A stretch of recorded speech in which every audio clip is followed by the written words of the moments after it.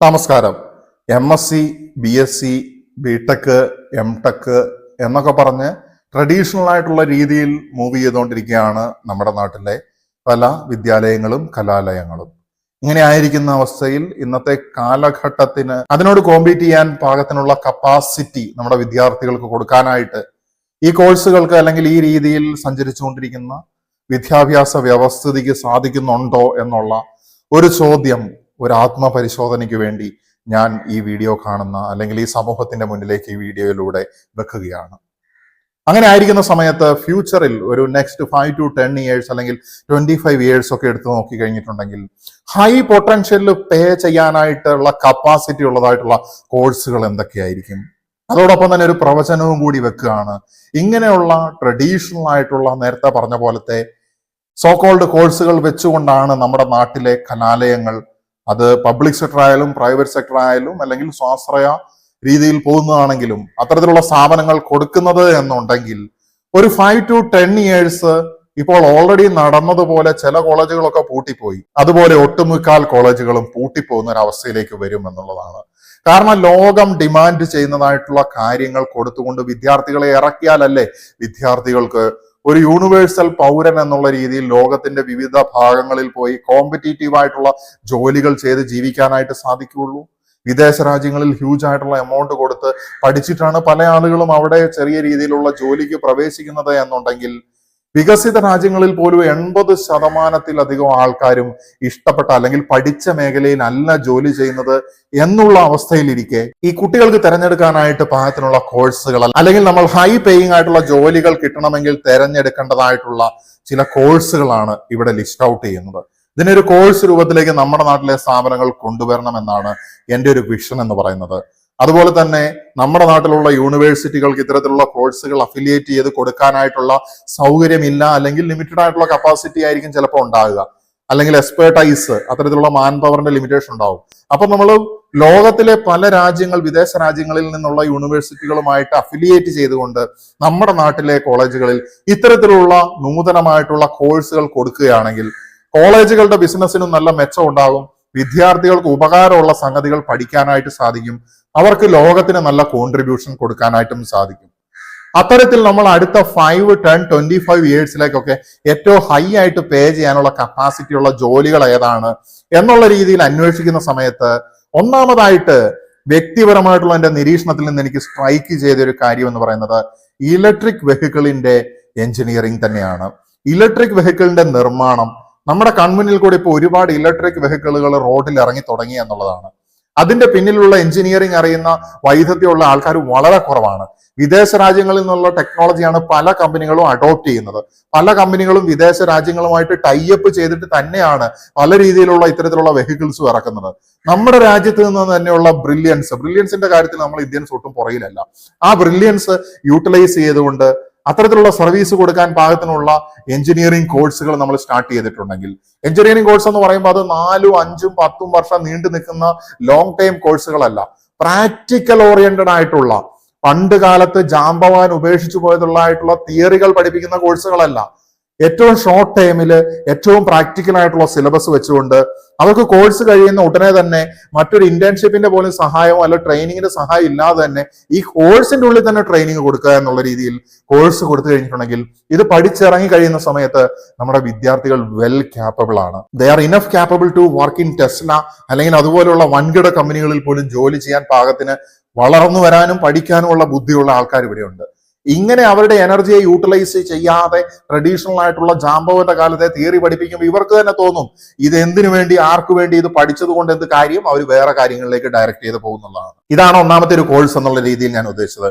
ഈ electric vehicle technology, electric vehicle engineering, ഇതിന്റെ mechanic തൊട്ട് അതിന്റെ പ്രൊഡക്ഷൻ സൈഡിൽ വരെ, അതിന്റെ ഡിസൈനിങ് സൈഡിൽ വരെ ന്യൂമറസ് ജോബ് ഓപ്പർച്യൂണിറ്റീസ് ആണ് വരാൻ പോകുന്നത്. എന്ന് വെച്ച് കഴിഞ്ഞിട്ടുണ്ടെങ്കിൽ ലോകത്തിന്റെ പല വികസിത രാജ്യങ്ങളും ഇലക്ട്രിക് വെഹിക്കിൾസിന്റെ ആ ഒരു വിൽപ്പനയിൽ വിജയം കൈവരിച്ചു. ഇനി നമ്മുടെ രാജ്യം ഡെവലപ്പിംഗ് ആണ്, നല്ല വേഗതയിൽ തന്നെ നമ്മുടെ വികസനം പുരോഗമിച്ചുകൊണ്ടിരിക്കുന്നു. അപ്പൊ അങ്ങനെ ആയിരിക്കുന്ന അവസ്ഥയിൽ ഇലക്ട്രിക് വെഹിക്കിളുകളുടെ എണ്ണമൊക്കെ കൂടി വരികയാണ്. അപ്പൊ അതിന്റെ സർവീസ് സെക്ടർ തൊട്ട് അതിന്റെ എഞ്ചിനീയറിംഗ് പ്രൊഡക്ഷൻ വരെയുള്ള എല്ലാ മേഖലകളിലും നമുക്ക് മാൻ പവർ ആൻഡ് എക്സ്പെർട്ടൈസ് ആവശ്യമാണ് എന്നുള്ളതാണ്. ഇങ്ങനെയുള്ള മാറ്റങ്ങൾ കൊണ്ടുവരാതെ നമ്മുടെ വിദ്യാർത്ഥികൾ വിദേശത്തേക്ക് പോകുന്നത് നോക്കിയിരുന്നിട്ട് കരഞ്ഞിട്ട് ഒരു കാര്യവുമില്ല. അടുത്തതായിട്ടുള്ളത് ആർട്ടിഫിഷ്യൽ ഇന്റലിജൻസ്. എവിടെ നോക്കിയാലും നമുക്ക് കാണാനായിട്ട് സാധിക്കും. പണ്ടുകാലത്ത് ആർട്ടിഫിഷ്യൽ ഇന്റലിജൻസ് എന്നുള്ള ഒരു സിനിമ കണ്ട സമയത്ത് അതിലുള്ളതുപോലെ യാഥാർത്ഥ്യമായി മാറിയിരിക്കുകയാണ് ഇന്ന് ChatGPT പോലുള്ള സംഗതികൾ. അത് നമ്മുടെ മൊബൈലിൽ സിമ്പിൾ ആയിട്ട് നമുക്ക് കിട്ടുന്ന ഒരു സംഗതി മാത്രം. അതിനപ്പുറത്തേക്ക് ഏതെല്ലാം അഡ്വാൻസ്ഡ് ആയിട്ടുള്ള മേഖലകളിൽ വൻകിട കമ്പനികളും അല്ലെങ്കിൽ എയറോസ്പേസ് എഞ്ചിനീയറിംഗിൽ വരെ ഇത് ഉപയോഗിക്കപ്പെട്ട് തുടങ്ങി എന്നുള്ളതാണ്.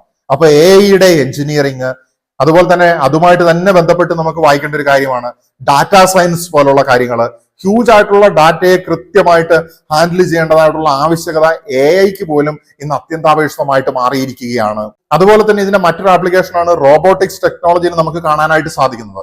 റോബോട്ട്സ് ഇന്ന് വീട്ടിലെ വളർത്തുനായനെ മുതൽ റീപ്ലേസ് ചെയ്യുന്ന അവസ്ഥയിലേക്കാണ് റോബോട്ട് മാറിക്കൊണ്ടിരിക്കുന്നത്.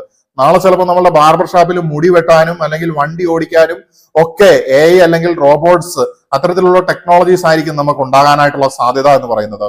റോഡിന് പകരം അന്തരീക്ഷത്തിൽ കൂടെ പറക്കുന്ന വാഹനങ്ങൾ വരാനുള്ള സാധ്യതയുണ്ട്. ഇതിനെയൊക്കെ നിയന്ത്രിക്കണമെങ്കിൽ കൃത്രിമ ബുദ്ധിയുടെ നല്ല രീതിയിലുള്ള ആവശ്യമുണ്ട്. സോ നെക്സ്റ്റ് 25 വർഷത്തിനുള്ളിലേക്ക് artificial intelligence, robotics, data science, artificial intelligence engineering ഇങ്ങനെയുള്ള സംഗതികൾ പഠിച്ച ആൾക്കാർക്ക് വെറുതെ ഇരിക്കേണ്ട വരില്ല. അതിൽ താല്പര്യവും കഴിവും ഉണ്ട് എന്നുണ്ടെങ്കിൽ. മെഷീൻ ലേണിംഗും ഡാറ്റാ സയൻസും മാത്രമല്ല കോടികളുടെ സമ്പാദ്യം അല്ലെങ്കിൽ ശമ്പളം നമുക്ക് തരാൻ ക്യാപ്പബിൾ ആയിട്ടുള്ള സംഗതികൾ എന്ന് പറയുന്നത്. മനുഷ്യനുള്ളിടത്തോളം കാലം അവന് രോഗങ്ങളുണ്ട്, ആരോഗ്യ പ്രശ്നങ്ങളുണ്ട്.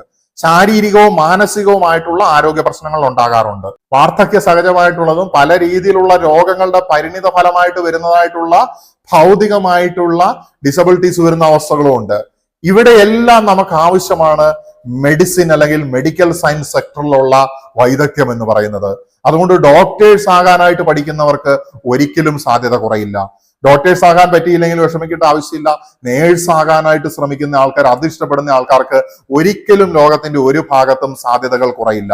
നല്ല രീതിയിലുള്ള പേയ്മെന്റോട് കൂടി ജീവിക്കാനായിട്ട് സാധിക്കും. മരുന്നുകൾ ഡെവലപ്പ് ചെയ്യാനുള്ള കോഴ്സുകൾ, ഫാർമസ്യൂട്ടിക്കലും അതുപോലെ തന്നെ ലൈഫ് സയൻസ് പോലുള്ള കാര്യങ്ങൾ പഠിച്ചുകൊണ്ട് പോകുന്ന ആൾക്കാർക്ക്, അതുപോലെ തന്നെ ബയോടെക്നോളജി, നമ്മുടെ ബയോളജിക്കൽ സിസ്റ്റംസും അതുപോലെ തന്നെ ടെക്നോളജിയും കൂടെ ബ്ലെൻഡ് ചെയ്യുന്നതായിട്ടുള്ള കണ്ടുപിടുത്തങ്ങൾ നടത്തുന്ന ആളുകൾക്ക് ഇത്തരത്തിലുള്ള കോഴ്സുകൾക്ക് ഒരിക്കലും കുറവുണ്ടാകില്ല. പാഷനും കഴിവും ഉണ്ടാകണം. അങ്ങനെയാണെങ്കിൽ ഈ മേഖലകൾ തന്നെയാണ് 5 to 25 ഇയേഴ്സ് അഡ്വാൻസ്ഡ് ആയിട്ട് കയറി പോകാനും ലക്ഷങ്ങൾ സാലറി കൊടുക്കാനായിട്ടും സാധിക്കുന്ന മേഖലകൾ.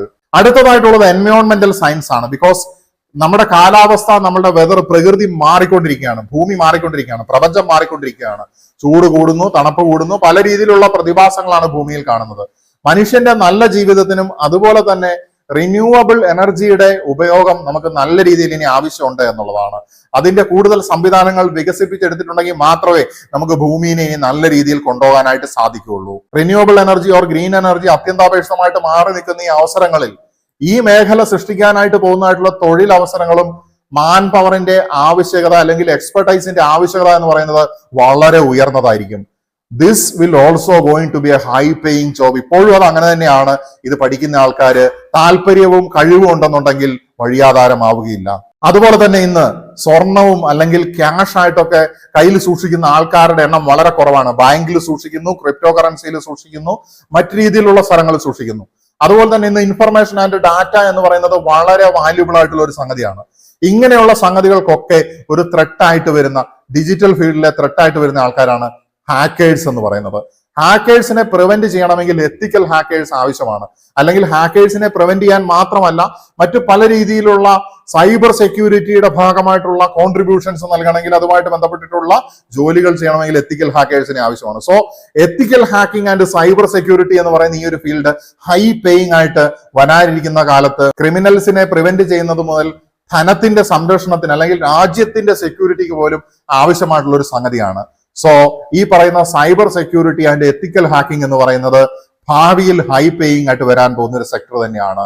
വളരെ ചുരുങ്ങിയ ആൾക്കാരാണ് ഇതിന്റെയൊക്കെ സാധ്യതകൾ മനസ്സിലാക്കുന്നത് എന്നുള്ളതാണ്. Next is about digital content creating ആണ്.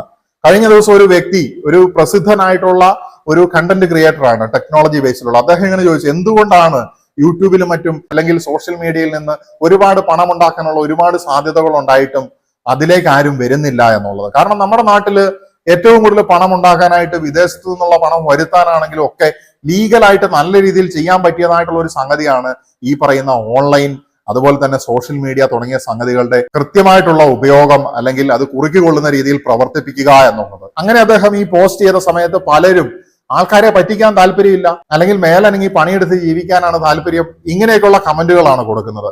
ഇത് തീർച്ചയായിട്ടും വളരെ ലിമിറ്റഡ് ആയിട്ടുള്ള അവയർനെസിന്റെ ഒരു ഭാഗമായിട്ട് വരുന്ന കാര്യമാണ്. ഇതിനെക്കുറിച്ച് അറിവില്ലാത്തത് കൊണ്ട് അറിവില്ലാത്ത സാധനത്തിനെ കണ്ണും പൂട്ടി വിമർശിക്കുന്നതായിട്ടുള്ള അവസ്ഥ.